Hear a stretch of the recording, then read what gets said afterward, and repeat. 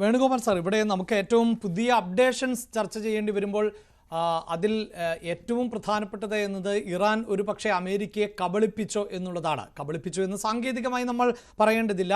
ഡിന്നി sir ഇവിടെ സൂചിപ്പിച്ചതുപോലെ തന്നെ ഒരു ആക്രമണ സാധ്യത മുന്നിൽ കാണുന്ന ഏതൊരു രാജ്യവും ചെയ്യാവുന്നത് സുരക്ഷിതത്വം ഉറപ്പാക്കുക എന്നുള്ളതാണ്. പ്രത്യേകിച്ച് ഈ ആക്രമണത്തിന് ശേഷം ഇറാൻ്റെ ഭാഗത്തു നിന്നുണ്ടായ പ്രതികരണങ്ങളിൽ അങ്ങനെ ആണവ വികിരണങ്ങളൊന്നും പുറത്തേക്ക് പോകുന്ന സാഹചര്യമോ അങ്ങനെ ഒരു അപകട ഭീതിയോ ഒന്നും ഇല്ല എന്നുള്ളതായിരുന്നു.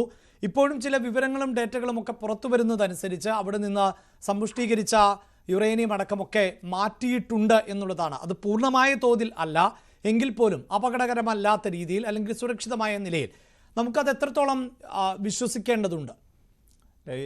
ലോകത്ത് ഒരു ആണവ കേന്ദ്രം തകർക്കാൻ പറ്റുന്ന ഏറ്റവും വലിയ ആയുധമാണ് B2 ബോംബുകൾ.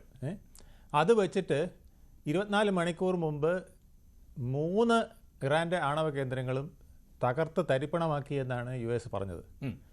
ആ മിഡ് നൈറ്റ് ഹാമർ ഒരുപക്ഷെ അത് ഇറാൻ്റെ ആണവ നിലയത്തിൻ്റെ തലയിലാണോ നടുവിലാണോ വാലിലാണോ പതിച്ചതെന്നുള്ളതിനെക്കുറിച്ച് ഇപ്പോൾ സംശയമുണ്ടായിരിക്കുന്നു എന്നുള്ളതാണ് ഇന്ന് നടന്ന ഇസ്രയേലിൻ്റെ ഫൊർദോയിലെ ആക്രമണം സൂചിപ്പിക്കുന്നത്. അപ്പോൾ പൂർണ്ണമായും അത് നശിപ്പിക്കാൻ കഴിഞ്ഞിട്ടില്ലെങ്കിൽ വീണ്ടും വീണ്ടും ആക്രമണം നടത്തി അതിനെ തകർത്തേ മതിയാവൂ. അത് ഞങ്ങളുടെ ഭാവിയുടെ പ്രശ്നമാണ്, ഞങ്ങളുടെ രാജ്യത്തിൻ്റെ പ്രശ്നമാണ് എന്ന രീതിയിൽ ഇസ്രായേൽ എടുത്തിരിക്കുന്നു എന്നുള്ളതാണ്. എന്നാൽ വാർ അനലിസ്റ്റുകളുടെ ഞാൻ 2-3 പേരുടെ കേട്ടതിൽ നിന്ന് മനസ്സിലാക്കുന്നത് വേറൊരു വലിയ സംശയവും കൂടെ നിലനിൽക്കുന്നു. അതായത് ഇപ്പോൾ 11 ദിവസമായി വാർ നടക്കുന്നു. ഇനി 19 ദിവസവും കൂടെ ഈ വാർ ഇങ്ങനെ നീട്ടി നീട്ടി നീട്ടി കൊണ്ടുപോയാൽ 30 ദിവസമാവും. 30 ദിവസത്തിനകം ആണവ ബോംബ് ഉൽപ്പാദിപ്പിക്കാനുള്ള ശക്തി ഇറാന് കിട്ടുമോ ഇല്ലയോ എന്നുള്ളതാണ്. അത്തരത്തിലുള്ളൊരു സംവിധാനം മറ്റൊന്ന് വേറെ എവിടെയെങ്കിലും അവിടെ ഉണ്ടോ? അത് പൂർണ്ണമായും പിടികിട്ടാത്ത ഒരു സാഹചര്യമുണ്ട് എന്നാണ് പറയുന്നത്. ഒരുപക്ഷെ അത് ഒരു ഊഹം മാത്രമായിരിക്കാം, അല്ലെങ്കിൽ ഒരു ഭയം മാത്രമായിരിക്കാം. പക്ഷേ ഈ ഒരു ഭയം കൂടിയാണ് അവരുടെ ഇൻഫ്രാസ്ട്രക്ചറുകൾ കൂടി തകർക്കാൻ, അതായത് ഒരു ബോംബ് അങ്ങനെ ഉണ്ടെങ്കിൽ പോലും അത് വിക്ഷേപിക്കാൻ കഴിയാത്ത വിധത്തിലേക്ക് മുന്നോട്ട് പോവുക എന്നത് ഇസ്രയേലിൻ്റെ ഒരു അത്യാവശ്യമായിട്ട് അവർ കണ്ടെത്തിയിരിക്കുന്നു. അതുകൊണ്ടാണ് 6 വിമാനത്താവളങ്ങൾ, അവിടുത്തെ ഫൈറ്ററുകൾ, ഹെലികോപ്റ്ററുകൾ ഒക്കെ ഇന്ന് തകർത്ത് തരിപ്പണമാക്കിയിരിക്കുന്നത്. ഇതിനുപരിയായിട്ട് മറ്റൊരു കാര്യവും ഇസ്രയേൽ മനസ്സിൽ കണ്ടിട്ടുണ്ട്. ഇപ്പോൾ ഇറാൻ അവരുടെ 7 ലെയറായിട്ട് കമാൻഡർമാരുടെ സീനിയോറിറ്റി നിശ്ചയിച്ച് വെച്ചിട്ടുണ്ട്. അതായത് ഒരാൾ തട്ടിപ്പോയാൽ അടുത്ത ആൾ അങ്ങനെ വരാനായിട്ട് അത് പൂർണ്ണമായിരിക്കുന്നു.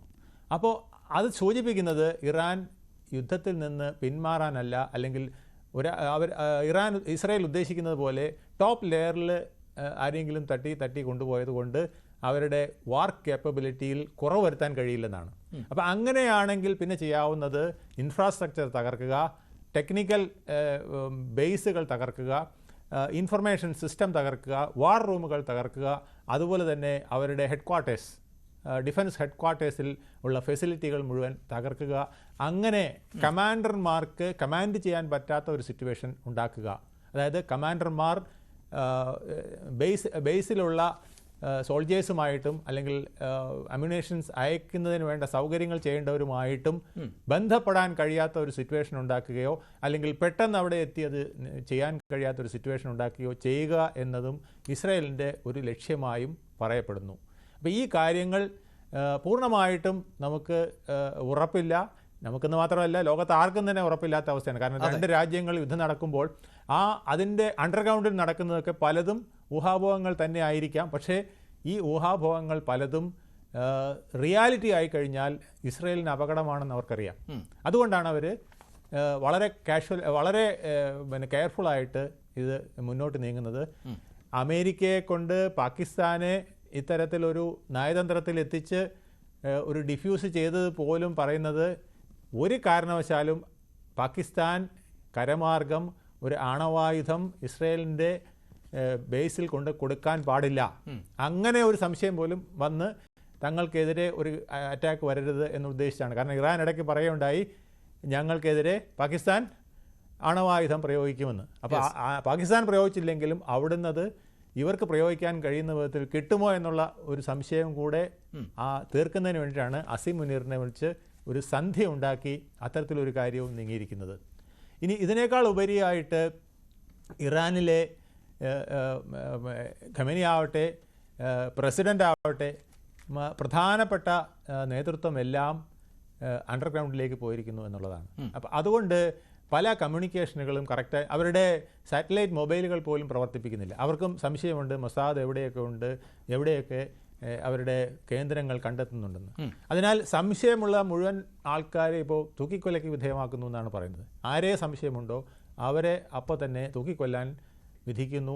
അങ്ങനെയും മൊസാദിൻ്റെ ചില ഇൻഫർമേഷൻ സെൻറ്ററുകളെ നിർവീര്യമാക്കിക്കൊണ്ടിരിക്കുന്നു. അപ്പോൾ പല വിധത്തിൽ ഇസ്രായേലിന് കറക്റ്റായിട്ടുള്ള ഇൻഫർമേഷൻ കിട്ടുന്നതിന് പല ബുദ്ധിമുട്ടുകൾ ഉണ്ടായിട്ടുണ്ട്. അത് മറ്റൊരു പ്രധാനപ്പെട്ട തടസ്സമായും നിൽക്കുന്നു. ഇതിനിടെ US-ൻ്റെ ആക്രമണം അവിടുത്തെ ജനതയെ ഒന്നിപ്പിക്കുന്നതിന് സഹായിച്ചിട്ടുണ്ട് എന്നുള്ളതും ഒരു സത്യമാണ്. ടെഹ്റാനിൽ നടന്ന പ്രൊട്ടസ്റ്റ് ഇതെല്ലാം കാണിക്കുന്നത് എങ്ങനെയൊക്കെ ഒരു ജനത ഒരു യുദ്ധത്തെ നേരിടാമോ ആ രീതിയിൽ ഒരു ദേശസ്നേഹത്തോടു കൂടി അവിടുത്തെ ജനതയും മുന്നോട്ട് വരുന്നതായും കാണുന്നു.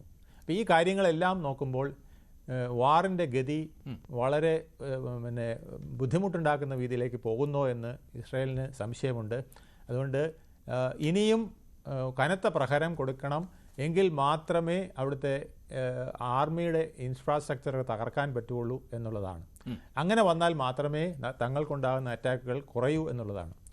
ഇപ്പോൾ ബാലിസ്റ്റിക് മിസൈൽ അയക്കുന്നതിനുള്ള ലോഞ്ച് പാഡുകൾ ഏതാണ്ട് 200 എണ്ണം വരെ തകർത്തു എന്നാണ് പറയുന്നത്. പക്ഷേ വീണ്ടും ലോഞ്ച് പാഡുകൾ അവിടെ പ്രത്യക്ഷപ്പെടുകയും വീണ്ടും ബാലിസ്റ്റിക് മിസൈലുകൾ അയച്ചുകൊണ്ടിരിക്കുകയും ചെയ്യുന്നു. വീണ്ടും അവിടെ കനത്ത നാശനഷ്ടങ്ങൾ ഉണ്ടാകുന്നു. ഒരുപക്ഷെ ബങ്കറുകൾ ഉള്ളതുകൊണ്ടാണ് ജീവഹാനി കൂടുതൽ സംഭവിക്കാത്തത്. അതേസമയം ടെഹ്റാനിലാവട്ടെ അല്ലെങ്കിൽ ഇറാനിലാവട്ടെ ഉദ്ദേശിച്ചതിനാൽ കൂടുതൽ ആളപായം ഉണ്ടായിട്ടുണ്ട്. ഏതാണ്ട് 900ഓളം ആൾക്കാർ, പറയുന്നത് 500-600 എന്നൊക്കെ ആണെങ്കിലും 1000-അടുപ്പിച്ച് ആൾക്കാർക്ക് ജീവാപായം സംഭവിച്ചിട്ടുണ്ട്. കാരണം അവർക്ക് ബങ്കർ ഫെസിലിറ്റികൾ ഇസ്രായേലിലുള്ളതുപോലെ ഇല്ല എന്നുള്ളതാണ്. അപ്പോൾ ഇതെല്ലാം കാണിക്കുന്നത് നമ്മൾ ഉദ്ദേശിക്കുന്നതിനേക്കാൾ ശക്തമായിട്ട് ഈ വാർ നീങ്ങിക്കൊണ്ടിരിക്കുകയാണ്. ഇത് എത്രയും പെട്ടെന്ന് അവസാനിപ്പിച്ചില്ലെങ്കിൽ ലോകത്തിന് തന്നെ പ്രതിസന്ധിയാകും. ഹോർമൂസ് കടലിടുക്ക് പോലെയുള്ള അടയ്ക്കുകയാണെങ്കിൽ അതുണ്ടാക്കുന്ന പ്രതിസന്ധി.